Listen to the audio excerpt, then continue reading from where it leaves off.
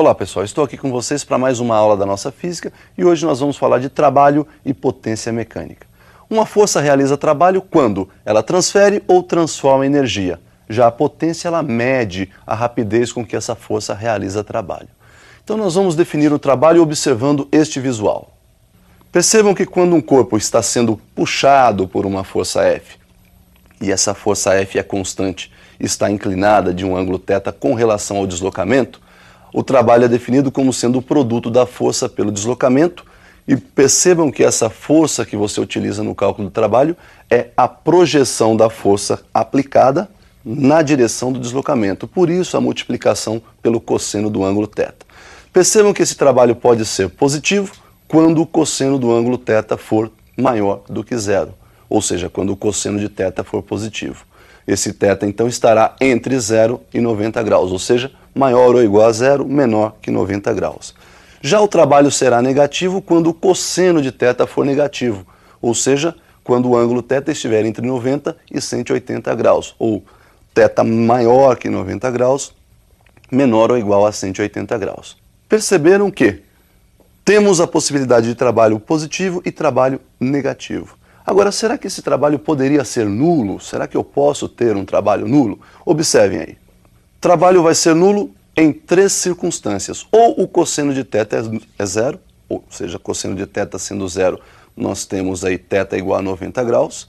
Ou o deslocamento é zero, ou seja, a força foi aplicada, mas o corpo não se deslocou. Ou a força aplicada tem módulo igual a zero. Podemos observar então nessas três possibilidades de trabalho nulo, podemos observar que o trabalho pode ser positivo e também pode ser negativo.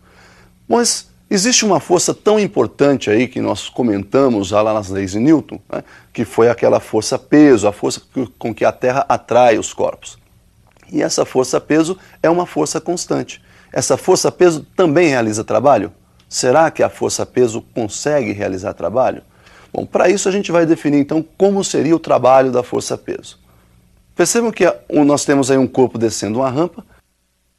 Conforme ele vai descendo, nós temos uma altura diminuindo. Percebam aí que o trabalho dessa força-peso é dada pelo produto então do peso, pelo deslocamento que esse corpo vai sofrer, pelo cosseno do ângulo θ, que seria então aí o fator que vai nos proporcionar a projeção do peso na direção do deslocamento, na direção e no sentido do deslocamento. Percebam que esse cosseno de θ, se nós providenciarmos aí um triângulo, pegando aí como hipotenusa o deslocamento, e como um dos catetos a altura de onde esse corpo foi abandonado, nós temos aí que o cosseno de θ nesse triângulo é dado pelo cateto adjacente h, a própria altura, dividido pelo deslocamento que seria a nossa hipotenusa. E sabemos ainda que o peso é dado pelo produto da massa pela aceleração da gravidade. Percebendo que a partir dessas duas definições nós podemos fazer uma associação e juntá-las. Então dê uma olhada como é que fica a definição do trabalho do peso.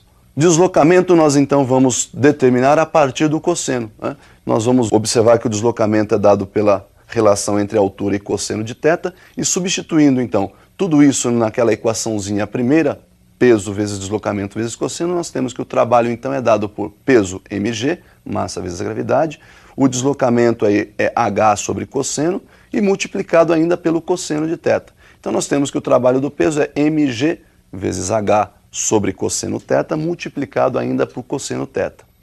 Simplificando o cosseno θ, nós observamos que o trabalho do peso é dado pelo produto da massa, pelo módulo da aceleração da gravidade e ainda pela altura de onde o corpo foi abandonado. Então percebam vocês que o peso, o trabalho da força-peso, confirma aquilo que eu disse. Quando a força é constante, o trabalho independe da sua trajetória. Bom, será que esse trabalho do peso também pode ter o sinal positivo e também pode ter sinal negativo?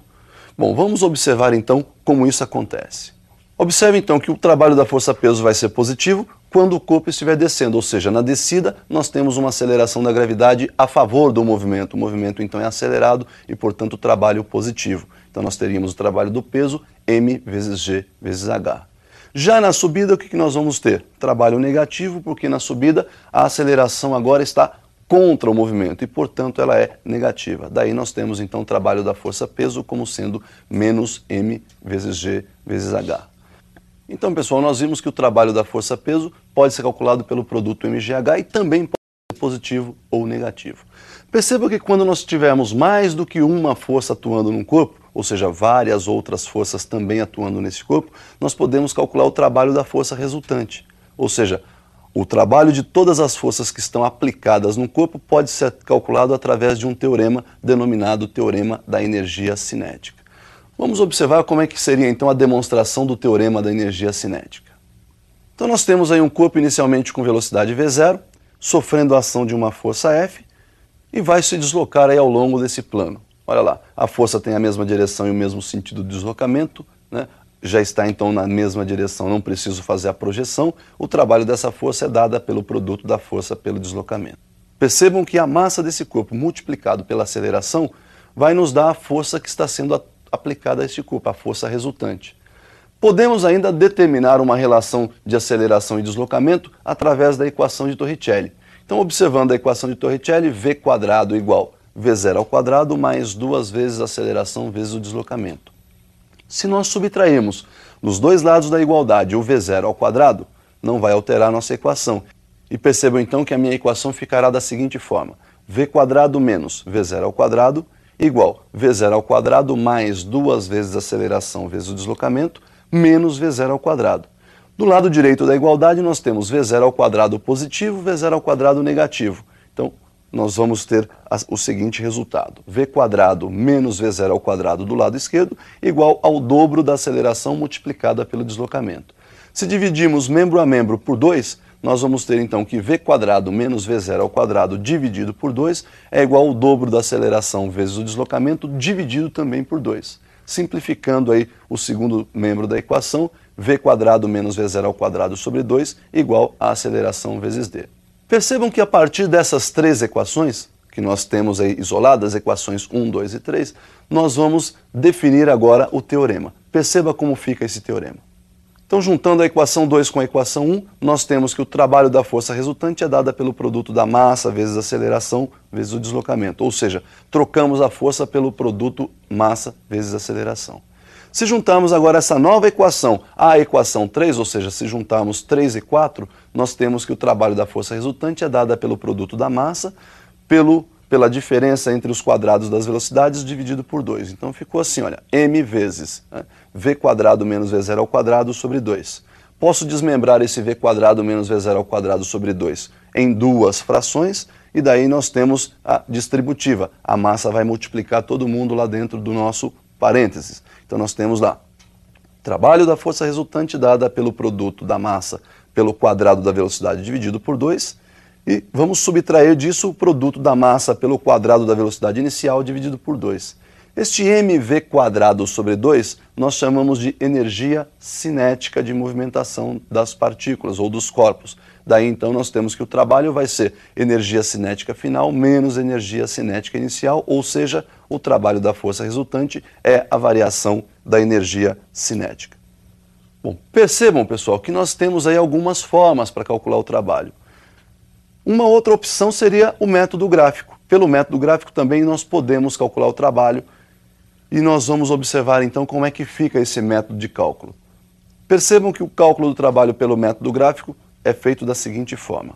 Quando nós tivermos um gráfico onde a força tangencial está representada no eixo vertical e o S, que é o espaço percorrido, está representado no eixo horizontal, percebam que da posição S1 até a posição S2 ocorreu um deslocamento. Estou considerando que a força tangencial, então, é constante. Daí nós temos que o deslocamento é a diferença entre a posição final e a posição inicial. Temos que a área desse gráfico é dada pelo produto da base, que representa o nosso deslocamento, pela altura que representa a nossa força. Daí, então, nós temos que área numericamente igual ao produto do deslocamento pela força, que nós vimos ser igual ao trabalho. Daí, área numericamente igual ao trabalho. Falando, então, tudo sobre o trabalho, nós podemos observar que existe aí uma relação entre energia e tempo, ou seja, a rapidez com que esse trabalho está sendo realizado, que é a chamada potência. Vamos observar, então, como ficaria a definição de potência. Potência média mede a rapidez com que uma força realiza trabalho. Então, como sabemos, trabalho é igual ao produto da força pelo deslocamento e pelo cosseno θ. Dividindo membro a membro por ΔT, que seria a nossa variação de tempo, nós temos que o trabalho sobre ΔT é igual F, força, vezes o deslocamento, vezes o cosseno θ, dividido também por ΔT. Lembrando que deslocamento sobre tempo nos proporciona o cálculo da velocidade média, temos que a potência é dada pelo produto da força, vezes velocidade média, vezes cosseno θ. Daí então a potência média, força, velocidade vezes cosseno. Se porventura nós estivermos tentando calcular a potência para um instante qualquer, ou seja, a potência instantânea, em vez de velocidade média usamos a velocidade instantânea. Daí potência igual a força vezes a velocidade vezes o cosseno de θ. Também na potência, na definição de potência, a gente pode calcular o trabalho através de um gráfico, potência em função do tempo. Observe como fica esse cálculo. Percebam então que na vertical nós temos aí o eixo que representa a potência e na horizontal o eixo dos tempos.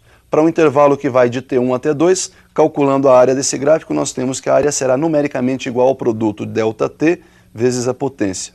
Substituindo a potência por trabalho sobre ΔT, nós temos que a área é numericamente igual a ΔT vezes trabalho sobre ΔT. Simplificando esse ΔT, chegamos que a área é numericamente igual ao trabalho. Bom, pessoal, para finalizar nossa aula de hoje, vamos falar somente das unidades. Eu fiz para você aí um quadro onde aparecem as grandezas e as unidades. Observe então esse quadro aí. Olha lá, Sistema Internacional, força dada em Newton, deslocamento é dado em metros e o trabalho em joules. Tempo é dado em segundos e a potência então será joule por segundo, que nós vamos chamar de watt. Então esse é o quadro de unidades do Sistema Internacional para todas as grandezas que nós vimos aí hoje. Bom, pessoal, então o que nós tínhamos para falar de trabalho e potência era isso aí. Definimos o trabalho, definimos a potência e já podemos aplicar isso nos nossos exercícios. Então por hoje é só e até a nossa próxima aula.